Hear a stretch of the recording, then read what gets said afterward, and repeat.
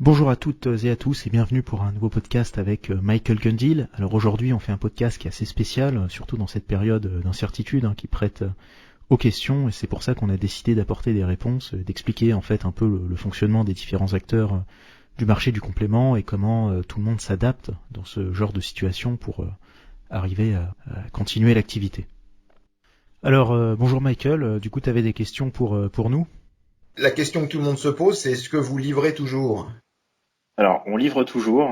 Nous, on est une usine de fabrication donc, alimentaire. On est identifié comme tel et du coup, on a l'autorisation de toujours travailler. Donc, on peut toujours produire à l'usine. On peut toujours effectuer aussi la logistique. Comme on a tout en interne chez nous, il n'y a aucun souci là-dessus. On livre toujours et les camions de livraison, donc que ce soit Chronopost pour la France, Bipost ou Colissimo d'ailleurs, pour l'outre-mer, arrivent toujours à l'usine. Donc, on n'a pas trop de soucis là-dessus. C'est vrai qu'on n'est pas vraiment impacté par ce qui se passe en ce moment sur le télétravail, les arrêts d'activité dans certains secteurs. Pour le moment, tout se passe bien. On applique des mesures sur site qui sont liées à ce qui est conseillé. Donc nous, on n'a pas trop de soucis là-dessus. On livre toujours. Et alors, par contre, ce qui a changé, c'est que c'est plus en point relais. Exactement, ouais, effectivement, on avait la livraison en point relais, mais bon, tous les points relais sont plus ou moins fermés. Les bureaux de poste, ça dépend, c'est assez compliqué parce qu'il y a des bureaux de poste qui ferment, parce que les postiers appliquent leur droit de Donc, retrait. Donc, ce qu'on a fait, on est passé sur de la livraison à domicile. On n'a pas l'habitude de faire ça de base. On est spécialiste sur les livraisons au point relais, mais on a changé ce mode de livraison pour faire de la livraison à domicile pour que tout le monde puisse continuer à recevoir ses compléments. et la question suivante, c'est est-ce que vous avez des stocks pour tenir ou faut commander en toute panique des quantités énormes? Non, non, non. On a du stock. En fait, il faut savoir que la plupart de nos fournisseurs, donc c'est des fournisseurs européens, qui sont pas forcément impactés par ce qui se passe en France, par exemple, d'une part, et sur la matière première qu'on achète, c'est des matières premières qui sont essentielles, considérées comme essentielles, et dont les usines ne s'arrêtent pas de produire non plus. Donc les fabricants continuent à fabriquer. Pour le moment, toujours, on n'a pas encore de soucis là-dessus. Et même sur, je pense, les prochaines semaines, il y aura pas de trop de problèmes là-dessus. On a un peu des retards sur les livraisons de matières premières, mais je pense que c'est commun à plus ou moins toutes les sociétés parce qu'il y a il y a une mise en œuvre différente pour ce faire. Il y en a qui vont télétravailler sur la partie livreur. Il y a des shifts de livraison qui se font pour justement que certains agents travaillent avec des shifts différents pour pas voir d'autres agents et du coup éviter les risques de contamination accrue. Donc ça retarde les livraisons, que ce soit du côté fournisseur ou de notre côté aussi à nous. C'est vrai qu'on constate un délai qui est un peu plus long pour que les clients soient livrés, contrairement à ce qu'on a l'habitude d'avoir avec Chronopost. Mais tout continue à bien fonctionner. On a des bases assez solides, donc on n'est pas en stress, on va dire, pour être en rupture. Donc les clients peuvent commander leurs compléments habituellement. On a de temps en temps des micro-ruptures, mais qui vont pas impacter le fait de pouvoir s'acheter ces compléments. Donc même des sacs, parce que tu me disais que il y a pas mal de sacs enfin, vous vendez anormalement des grosses quantités de protéines, non? Oui, protéines, glucides, on a fait beaucoup plus de glucides aussi parce que bah, forcément on a des flocons, de la patate douce les gens s'équipent comme il y a le confinement, voilà. Mais après, je veux dire, c'est pas, il n'y a pas trop de soucis là-dessus finalement. On a eu ça, je pense, parce qu'il y a eu les annonces de confinement et du coup les gens se sont posé la question de se dire est-ce qu'on va pouvoir continuer à recevoir les colis par la poste ou par Chronopost. Et finalement c'est toujours le cas, les services sont maintenus. Voilà, des dernières discussions qu'on a nous avec les sociétés de livraison, notamment Chronopost et Bipost, ils ont réquisitionné certains services pour faire des livraisons urgentes de tout ce qui est matériel médical. Donc ils ont des services spécialisés et ils ont mis plus d'opérateurs là-dedans pour pouvoir subvenir aux besoins qui est réel d'ailleurs. Donc c'est ça qui fait retarder les livraisons, mais on parle d'un jour ou deux, peut-être trois, ça dépend en fonction des adresses de chacun.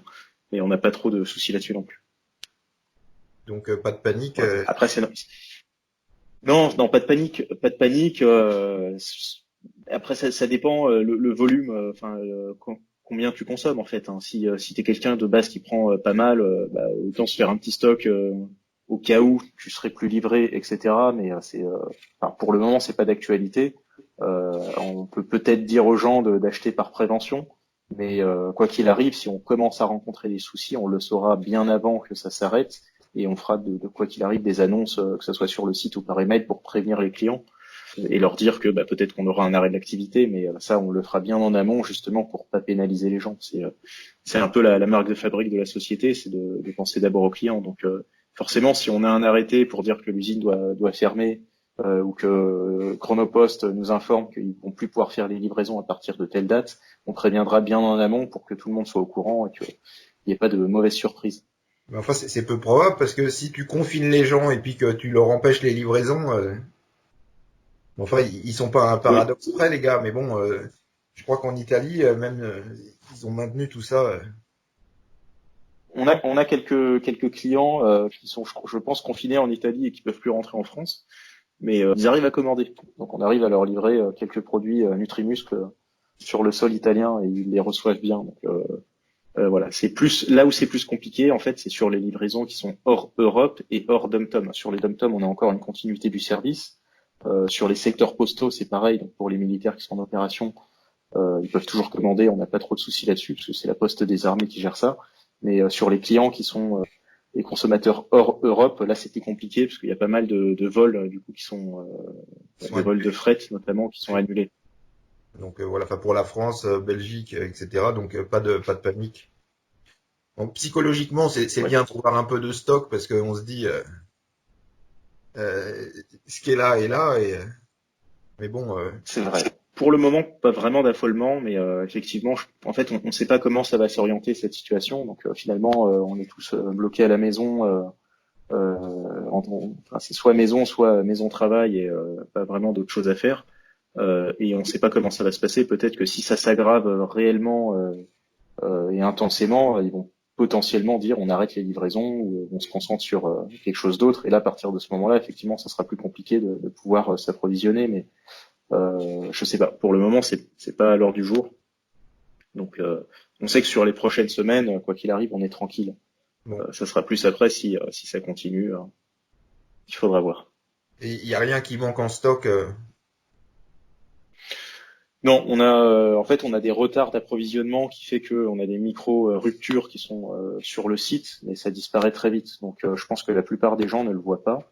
Euh, donc, non, pour le moment, on arrive vraiment à. C'est un travail qui est un peu plus compliqué. On met plus de temps. On est assez. On a des horaires élargis de travail à cause de ça, mais on arrive, quoi qu'il arrive, à subvenir aux besoins. Et t'as sorti un test gainer, ça aurait été bien que le gainer il sorte à la vente parce que C'est vrai. c'était un peu idéal justement d'avoir ces glucides avec fibres, nutriments, etc. De qualité et des protéines de qualité dans un gainer. Donc pourquoi pas C'est vrai. accélérer. On est en cours, hein. On est en cours. Il y a toujours un processus en plus du groupe de test qui est lancé justement sur l'établissement des stocks, des productions. Donc c'est vrai qu'on ne le voit pas comme ça paraît simple, mais il y a toute une logique industrielle derrière pour pouvoir faire ça. Et en fait, on n'a pas encore acté sur lequel on va faire en premier, parce que Ouais. là, pour le moment, on peut pas tous les faire. Pour rappel, on avait fait un gainer. Donc la base c'est de la whey. Et après, on a mélangé soit de l'avoine et de l'orge en même temps. On a fait soit que de l'avoine, soit que de l'orge, ou soit que de la patate douce. Et la base du test, déjà, c'est de tous les tester, tous les goûter. On a fait chocolat et vanille parce que c'était Voilà, vraiment les c'est deux ça. arômes qui ressortaient très bien. C'est ça, plus multiplié par le nombre d'arômes. C'est Bon, ça. Donc ça fait sortir un gainer de guerre de base, comment alors je sais pas quel est le plus simple à faire, si c'est avoine, orge, whey, chocolat, mais avoir un truc comment euh, qui soit le plus, enfin après le plus simple à faire et puis parce que c'est vraiment l'idéal après pour la période, pour j'allais dire pour la c'est période. Hein. Ouais, après c'est vrai, c'est vrai. on peut toujours le faire soi-même en commandant et de l'orge et de. Mais là bon bah l'avantage c'est qu'il arrive tout près. Bon d'un autre côté comme on se balade pas avec son pot, à moins que pour ceux qui travaillent ils peuvent se balader avec leur pot, mais Et tu peux faire ta concoction à la maison.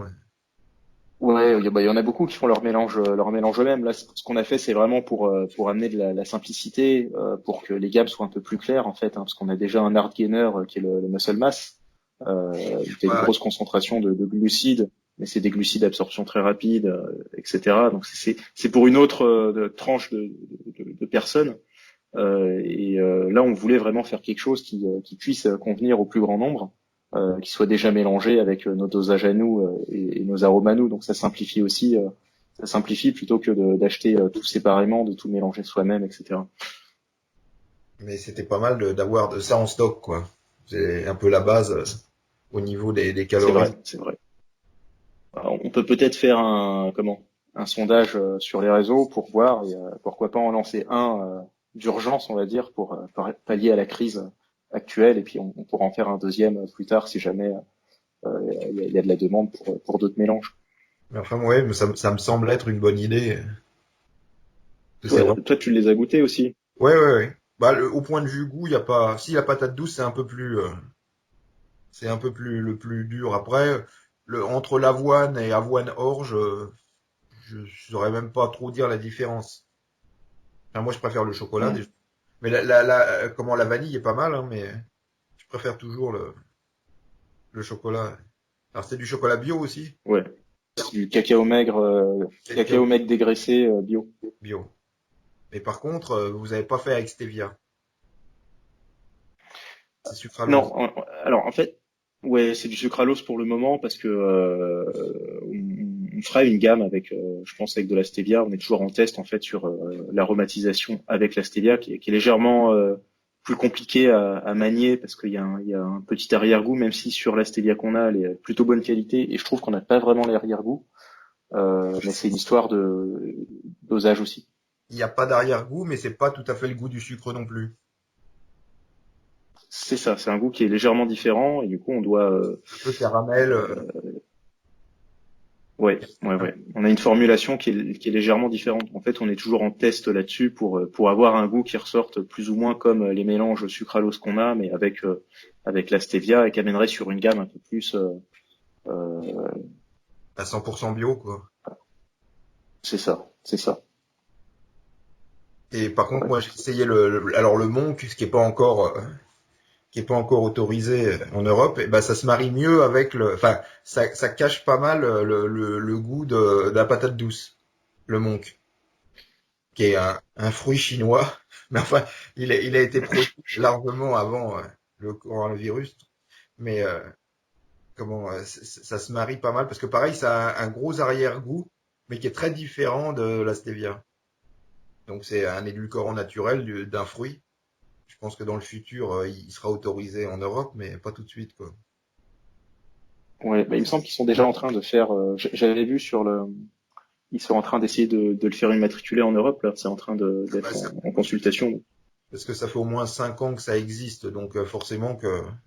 Mais dès que c'est Ouais, fait, tu pourras l'intégrer pour ceux qui veulent des édulcorants naturels, quoi. Mais là, ouais, je trouve c'est plutôt pas mal. On va sauf voir. que, sauf que contrairement à la stevia, qui vient pas du tout de Chine, contrairement à la plupart des stevia, là, le monk, je pense que par contre, on n'échappe pas aux Chinois.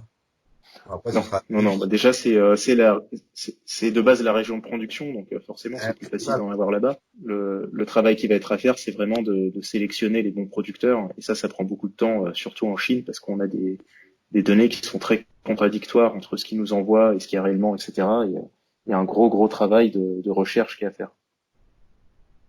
Mais enfin, au moins, comme vous n'avez pas beaucoup de produits chinois, il y a moins d'impact. Avec le Japon, les produits japonais, ils arrivent normalement. Ouais, ouais, on n'a pas vraiment de soucis. Bah, le Japon, c'est quand même, ils sont très stricts de base sur les normes d'hygiène et ils bossent plutôt bien, donc non, on a aucune interruption là-bas. Sur l'Europe, c'est pareil, hein, finalement, on avait quelques soucis sur la France. Finalement, c'est juste plus les employés qui s'occupent du service, mais toutes les zones de production, elles sont pas à l'arrêt, donc on n'a pas trop de soucis là-dessus non plus.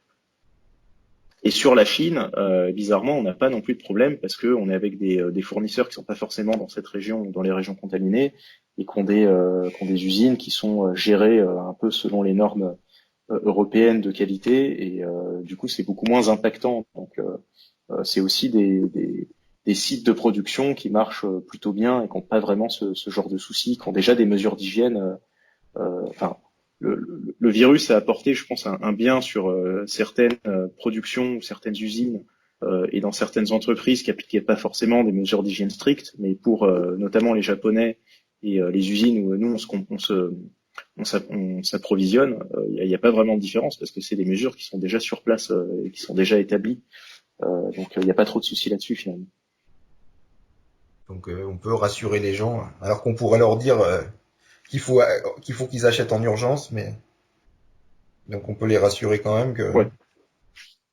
Bah après le but aussi c'est de se complémenter intelligemment avec et faire attention à son budget. On n'est pas là pour on a tous d'autres charges donc la complémentation surtout du sportif c'est dans un but déjà de santé et surtout de pouvoir se régénérer après l'entraînement. Enfin là Et après, on déborde un peu vers comment la la supplémentation rassurante, j'allais dire, parce qu'on sait que tout ce ouais. qu'on a en protéines et en glucides, au moins on l'a, quoi qu'il arrive, quoi. Il y a eu un grand mouvement d'achat. C'est vrai qu'on a eu plus de personnes finalement qui nous ont contactés déjà surtout pour nous demander si on continue à livrer ou pas. Donc que tout le monde se rassure, on n'a pas trop de soucis. On a aussi fait une communication sur les réseaux par rapport à ça. Et après il y a eu des gens qui ont préféré stocker un peu. Mais bon, sur les flocons par exemple, on commence à 7 kilos, donc 7 kilos c'est déjà pas mal. Et on fait soit du 7, du 9 ou du 25 kilos. Donc de base, les gens qui achètent de base ces conditionnements-là, voilà, il y a pas eu trop de